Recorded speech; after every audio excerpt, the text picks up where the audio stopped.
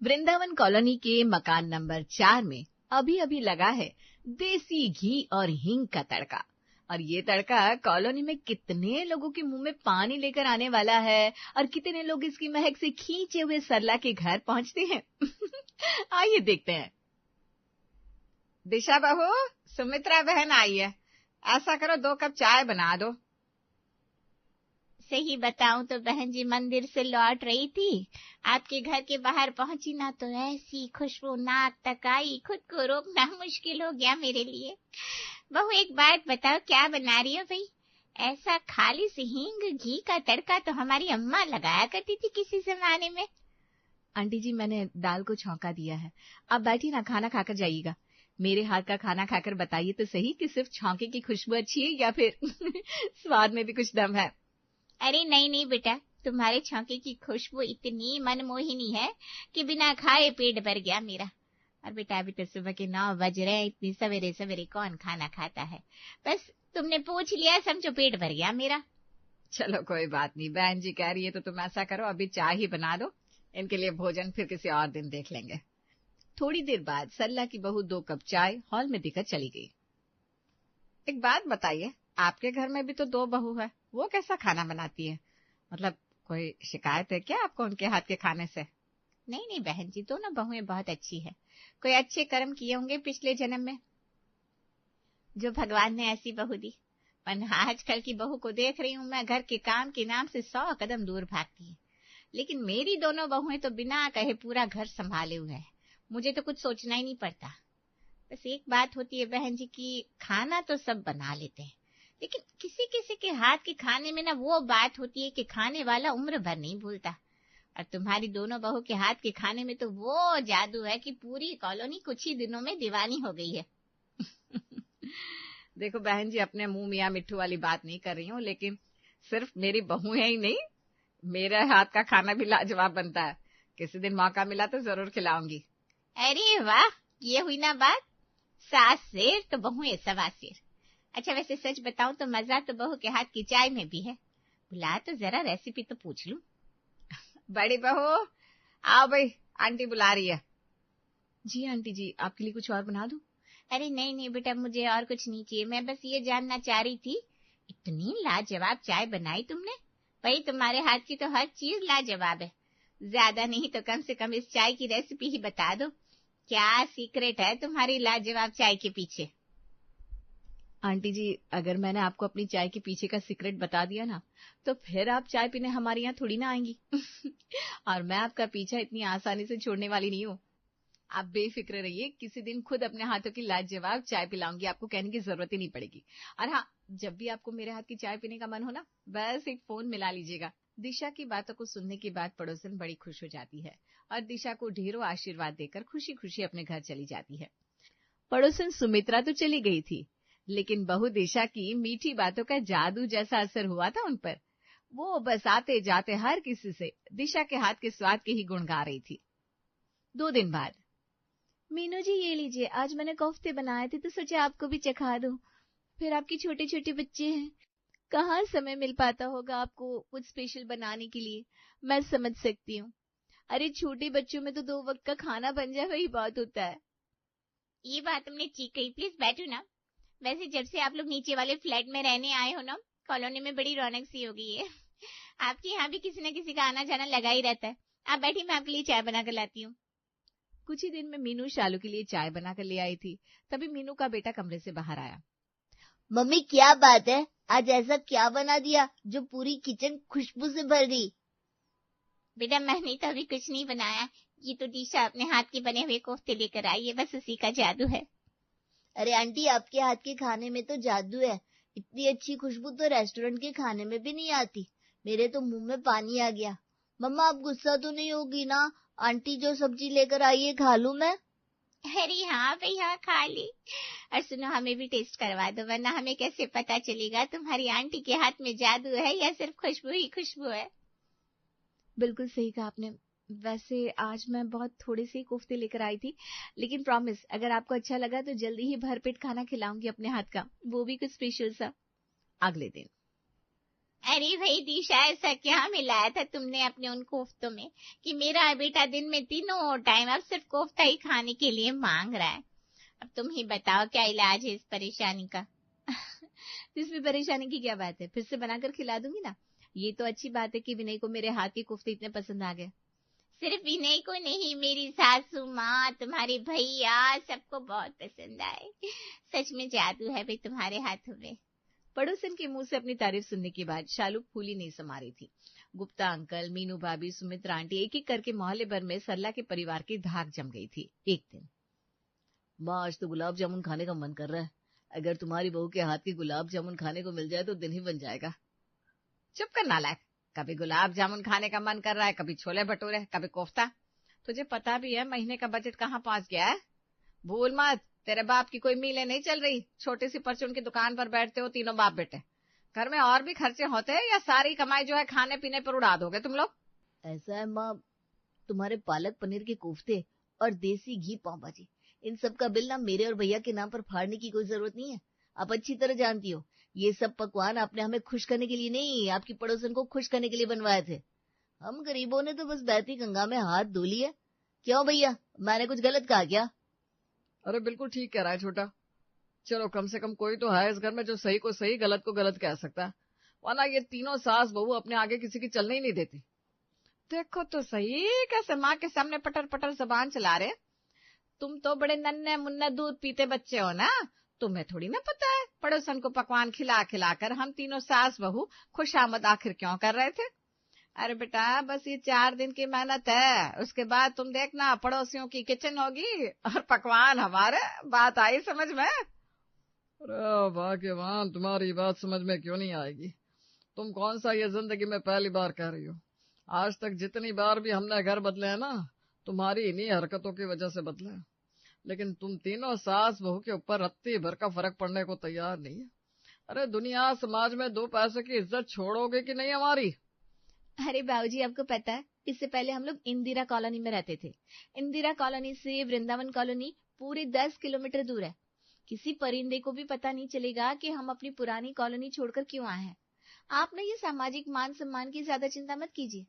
चिंता करनी है तो अपनी जेब में रखे हुए गरम गरम नोटों की करिए। और हम तीनों सास बहू ना उन्हीं पैसों को बचाने के लिए इतनी मेहनत करते हैं। अब आप देखो, आपके दोनों बेटे, माँ जी, आपके पोते पोतियां सब मिलकर इस घर में एक नंबर के चटोरे हैं। अगर सबकी पसंद का खाना महीने भर में हम दोनों देवरानी जेठानी बनाएंगी ना, तो वो दिन दूर नहीं जब हम लोगों को महीने में 5 दिन गुरुद्वारे में जाकर खाना खाना पड़ेगा। क्योंकि जितनी हमारी कमाई है उससे सिर्फ 25 दिन का खाना ही खा पाएंगे हम लोग। हमारे घर में भी तेल रिफाइंड पानी की तरह खर्च होता है। हाथ भर की चटोरी जबान है घर में सबकी। और ये चिंटू की उम्र 5 साल है, लेकिन महीने में 75 पकवान की फरमाइश तो अकेले यही कर देता है। मम्मा, पहले तो आप कहती थी मैं आपका राजकुमार हूँ, और आजकल मुझे छोटा राक्षस कहने लगी हो। आप ऐसा क्यों कर रही हो मेरे साथ? अरे ऐसी कौन सी माँ होगी जो अपने बेटे के खाने को नजर लगाए? हैं? हाँ तो बेटा, ऐसा कोई बेटा भी तो नहीं होता जो दिन में 3 टाइम नहीं 6 टाइम खाना मांगता हो। अब ये सब बातें बनाना छोड़ो और सीधे सीधे ये बताओ, कुछ ढंग का खाना बना रही हो कि नहीं आज? लगता है पड़ोसियों की किचन में तड़का लगाने का समय आ गया है। हाँ, आप लोग बस देखते जाओ। अरे सुमित्रा आंटी, मैं बोल रही हूँ, दिशा। अरे हाँ बेटा, कैसी हो तुम? आज कैसे याद आ गई आंटी की? अरे आंटी जी, मम्मी ने बताया कि आपकी दोनों बहुएं मायके गई हुई हैं। मैंने सोचा अब आप भी तो मेरे लिए माँ जी की तरह है ना। अब कहाँ इस उम्र में आप अपने लिए खाना बनाएंगी? और वैसे भी उस दिन आपको मेरे हाथ की छौंके वाली दाल बहुत पसंद आई थी ना। तो मैंने सोचा आज आपको अपने हाथ के खाने का स्वाद चखाई देती हूँ। अरे बेटा, सच में बड़ी किस्मत वाली है सरला बहन, जो तुम्हारे जैसी बहू है उनके घर आई है। तुमने मेरे बारे में इतना सोचा, उसके लिए बहुत बहुत धन्यवाद बेटा। अब तुम इतना जिद कर रही हो तो ऐसा करो, 1 कटोरी दाल भिजवा देना। अरे बस यही तो दिक्कत है ना आंटी जी, मेरे हाथ की 1 कटोरी दाल में आज तक किसी का पूरा पड़ा नहीं है। अरे जिसको 1 रोटी खानी होती है ना, वो स्वाद स्वाद में 4 खा ही जाता है। और फिर आप शिकायत करेंगी मैंने आपके लिए खाना भिजवाया भी और आपका पेट भी नहीं भरा। अगर ऐसी बात है बेटा तो फिर तुम ही बताओ, इस परेशानी का क्या हल है? हल है ना आंटी जी, 1 कटोरी नहीं, मैं आपके लिए पेट भर के दाल बना देती हूँ। और सिर्फ दाल क्यों, आज का पूरा डिनर मैं आपके लिए बना देती हूँ। थोड़ी देर में आपके यहाँ आ रही हूँ, आपके किचन में आप ही के साथ बात करते हुए खाना बना दूंगी। आप बताइए कैसा लगा मेरा आइडिया? अरे बेटा, ये तो बहुत अच्छी बात सोची। ठीक है, आ जाओ आ जाओ। दिशा कुछ ही देर में पड़ोसन सुमित्रा के यहाँ पहुंच गई थी। इधर दिशा ने खाना बनाना शुरू किया था कि थोड़ी देर में उसका बेटा चिंटू भी पहुंच गया। मम्मा मुझे बहुत तेज भूख लगी है, मेरे लिए कुछ अच्छा सा खाने के लिए बना दो ना। अरे बेटा, मैं तो यहाँ पर आंटी के लिए खाना बनाने आई हूँ, तुम जाओ दादी से कहकर बनवा लो। अरे नहीं बेटा, सरला बहन को कहाँ परेशान करेगा ये। तुम एक काम करो, चिंटू से पूछ लो उसे क्या खाने का मन है। अब जब खाना बना रही है तो चिंटू भी यही खाना खा लेगा। वो क्या है ना आंटी जी, चिंटू अपने पापा के बिना खाना नहीं खाता, इसलिए घर पर ही खाने दो उसे। अरे हाँ बेटा, मेरा ध्यान नहीं रहा, माफ करना। ऐसा करो, सिर्फ चिंटू और उसके पापा नहीं, सरला बहन, भाई साहब, शालू, सबकी पसंद का खाना यही बना लो। आज सब लोग मिलजुल कर यही खाना खा लेंगे। अच्छा, अगर ऐसी बात है तो खाली दाल बनाना तो ठीक नहीं लगेगा आंटी जी। दाल के साथ मीठे में गुलाब जामुन, आलू के नान, पनीर बटर मसाला और थोड़ा सा मटर पुलाव भी बना देती हूँ, ठीक रहेगा आंटी जी? अरे हाँ, पर बेटा तुम इतना सब अकेली कैसे बनाओगी? अब अगर पूरा परिवार यही खाना खा रहा है तो मैं शालू को बुला लेती हूँ ना, मेरी मदद कर देगी, इसी बहाने पार्टी हो जाएगी सबकी। अच्छा, मैं ऐसा करती हूँ, चिंटू के पापा को फोन कर देती हूँ, थोड़ा पनीर और मावा लेते आएंगे। इतने सारे लोगों का खाना यहाँ बनेगा तो खर्चा तो बढ़ेगा ही ना। अरे बेटा, कमाल करती हो तुम। अब तुम हमारे बारे में इतना सोच रही हो तो क्या मैं पनीर और मावे का खर्चा भी नहीं कर सकती? अब वो सब चिंता मेरे ऊपर छोड़ दो, जो भी सामान चाहिए लिस्ट बनाकर ब्लैंकेट से ऑर्डर कर दो। कुछ ही देर में पूरा परिवार सावित्री के यहाँ पहुंच गया था। दोनों बहुओं ने मिलकर ढेर सारे डिशेस बनाकर तैयार करे और फिर पूरे परिवार ने उस रात जमकर दावत उड़ाई। बिल्कुल ठीक कह रही थी बेटा तुम। तुम्हारे हाथ का खाना खाकर इंसान का पेट तो भर सकता है लेकिन मन नहीं भर सकता। वही खाते खाते पेट दर्द हो गया लेकिन मन नहीं भर रहा। बस बेटा, मुझे लग रहा है मैंने तो 2-3 दिन का खाना एक ही दिन में खा लिया। अब मैं तो पूरा दिन कल उपवास करने वाली हूँ। अरे आंटी, ऐसे कैसे? आप उपवास करेंगी तो इस बचे हुए खाने का क्या होगा? काफी सारा खाना बच गया है। अरे बेटा, सच में इतना भारी खाना अब मैं कल फिर से खा तो नहीं पाऊंगी। ऐसा करो, तुम ये सब पैक करके ले जाओ, बच्चे हैं, सब खत्म हो जाएगा। बिल्कुल ठीक कह रही है बहन जी, महंगाई के जमाने में खाने को इस तरह वेस्ट करना कोई अच्छी बात नहीं है। सब पैक कर लो, घर जाकर हम लोग खाकर खत्म कर देंगे। घर पहुंचकर मान गए मम्मी आप लोगों की चालाकी को। अरे हींग लगी ना फिटकरी, 2 वक्त के बढ़िया खाने का इंतजाम हो गया। तो फिर तुझे पता भी है, बड़ी मेहनत करी है हम सास बहू ने तुम लोगों को मुफ्त का खाना खिलाने के लिए। अगले दिन, अरे भाग्यवान, बढ़िया सी चाय पिलाओ, शाम के 5 बज गए, हमारे तो सर में दर्द हो रहा है। क्या है जी, आपका ये चाय का टेप रिकॉर्डर बंद होने का नाम ही नहीं लेता। सुबह से 4 बार चाय पी चुके आप, और ये सारा दूध आपकी चाय के लिए तो खर्च नहीं कर सकते। घर में छोटे छोटे बच्चे हैं, उनके बारे में भी सोच लिया कीजिए कभी कभी। अरे माँ जी, आप क्यों बाबूजी पर गुस्सा हो रही है? बाबूजी, आपको चाय पीनी है ना, तो ऐसा कौन सी किताब में लिखा है कि अगर चाय पीनी होगी तो उसके लिए हमें अपनी रसोई में ही जाकर बनानी होगी? आप रुकिए, मैं अब भी पड़ोस वाले गुप्ता जी के यहाँ से बढ़िया चाय का इंतजाम करके आती हूँ। शालू पड़ोस वाले गुप्ता जी के यहाँ पहुंच जाती है। अरे शालू बेटा, आओ आओ, और बताओ घर में सब लोग कैसे हैं? बस अंकल जी, घर में तो सब लोग बढ़िया है। आंटी जी की याद आई तो सोचा चलकर हाल चाल ले लूं। बेटा मैं भी ठीक हूँ, चाय बनाने जा रही थी, बैठो तुम्हारे लिए भी बना देती हूँ। क्या आंटी जी, मेरे होते हुए आप चाय क्यों बनाएंगी? आप बैठिए, मैं आपको अपने हाथ की स्पेशल चाय बनाकर पिलाती हूँ। और वैसे भी पिछले हफ्ते आप मेरी चाय की रेसिपी पूछ रही थी ना। अच्छा ठीक है, बना लो बेटा। अभी शालू को रसोई में गए 2 मिनट हुए होंगे कि उसका फोन बज उठता है। अब नाराज मत होइए बाबूजी, बस 5 मिनट बाद मैं घर पर आकर आपकी चाय बना देती हूँ। हाँ हाँ, समझ रही हूँ आपके सर में दर्द हो रहा होगा, लेकिन प्लीज थोड़ा सा वेट कर लीजिए। क्या बात है बेटा, सब ठीक है ना? घर में कोई बात हो गई क्या? नहीं आंटी जी, वैसे तो कुछ बात नहीं हुई। वो मैं यहाँ चली आई ना, उधर बाबूजी की चाय का समय हो रहा है। अगर उन्हें समय पर चाय न मिले तो थोड़े परेशान हो जाते हैं। अरे तुम मनमोहन को बोलो ना, चाय यहाँ बन रही है, यहीं आकर पी लेंगे। और बहू के हाथ की चाय चाय यहाँ पिए या वहाँ, क्या फर्क पड़ता है? अंकल जी, वो घर में 4 लोग हैं ना, पापा अकेले कैसे आएंगे? कोई बात नहीं, मैं चलती हूँ, फिर किसी दिन आऊंगी। अरे नहीं नहीं बेटा, तुम सबकी चाय यहीं बना लो, मैं भाई साहब को फोन करके चाय पार्टी की दावत देता हूँ। अंकल जी, अगर चाय पार्टी की बात आपने कर दी है तो चाय के साथ कुछ समोसे वगैरह बना दूं क्या? बना लो भाई, हमें तो तुम्हारे हाथ का स्वाद चखने को मिल जाएगा।